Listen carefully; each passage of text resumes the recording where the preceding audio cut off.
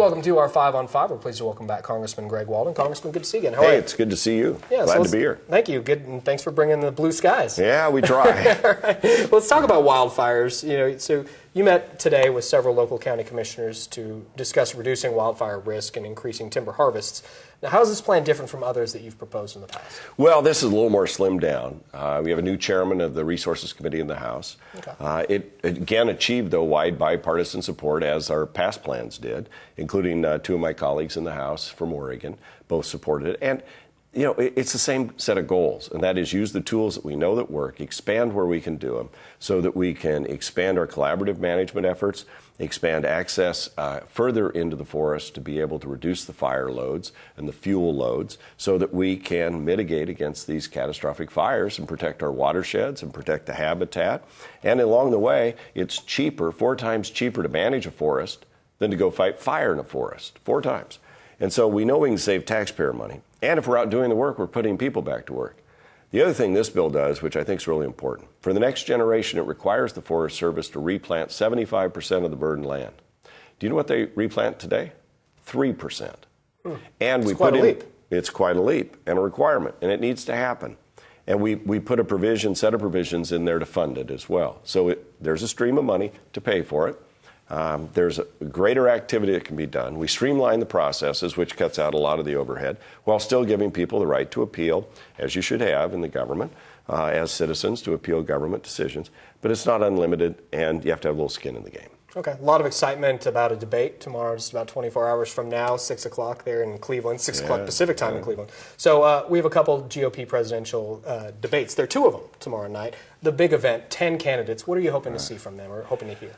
Well, I hope that they focus on what their plans are to make America better, get us on a different track, make us stronger, create jobs, help close this gap between rich and poor in America, reestablish jobs that create a vibrant middle class.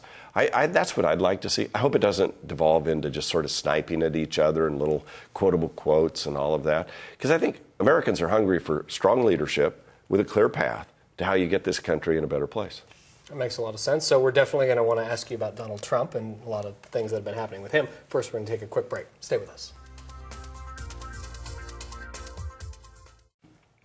Welcome back to our 5 on 5. Again, we're here with Congressman Greg Walden. Congressman Donald Trump certainly brought a lot of attention to the field in this debate tomorrow night. And as we've gone through this process, do you have any concerns about his controversial comments about Mexico and Latin America in general? Could that hurt the GOP? Well, I think what he represents and the people that are responding to him are just hungry for strong leadership and somebody will just speak their mind. They're tired of the doublespeak out of Washington. They're tired with sort of mamby-pamby leadership. And I think what he's tapping into are people who say, he'll say it like it is, even if I don't agree with how he said it or what he said. He's willing to just sort of lean forward, doesn't owe anybody anything. And I think that's what they miss in the White House right now. I just think they're, for part of the country, and remember you're talking about a subset of a subset here when you got, 17 candidates out there. Yeah. And he's getting a little over 20% of that vote. But I think he's the thermometer that really says there are a lot of people that are frustrated.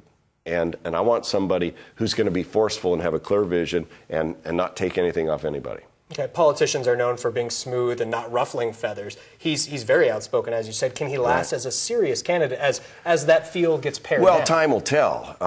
And I think, we've seen in past cycles where the person who starts out in the lead is nowhere to be found 3 months from now. I don't know if that's the case here. But what I would prefer, I want to see somebody, my own preference is one of the governors. I'm not going to name names.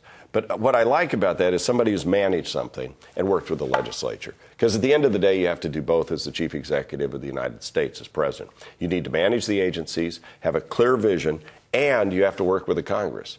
The president we have today hasn't proven an ability to do very well at either one when you look at all the problems in the VA, all the problems at IRS, these other agencies have been out of control. And meanwhile, he has virtually no relationship on Capitol Hill.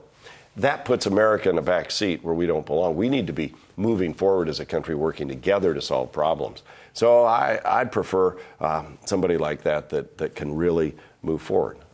But we'll see. Okay. All right. So you're the chairman on the House Subcommittee on Communications and Technology. What's happening now with the FCC, and how could it affect our viewers? Well, this week they will decide on the rules involving the auction of potential broadcast spectrum that broadcasters and TV decide to give up, sell back, and then they will auction it off. And that will free up more spectrum, more RF bands for cellular communication. So if you've got a cell phone, basically, that makes more broadband available, more wireless broadband, more licensed and unlicensed broadband, all of which are out there in terms of technology and what we do. Now, here's the issue, though. As they begin after the auction to repack all the channels to free up this spectrum, the question is, what do you do with translators and low-power television that lack the same throw weight, if you will, as licensed television stations like you are here? Right. They don't have the same rights and privileges. And so if the FCC goes too far, they could remove so much spectrum that there won't be room for translators. That's a real problem for states such as ours, and I've conveyed that to the Communications FCC chairman, Tom Wheeler. We've got some 400 television translators across Oregon. I think in Texas there are 600. It's the way people see over-the-air television in our mountainous areas. We have to have room for LPTV. We have to have room for translators. They don't have guaranteed rights. The Commission has a lot of flexibility here.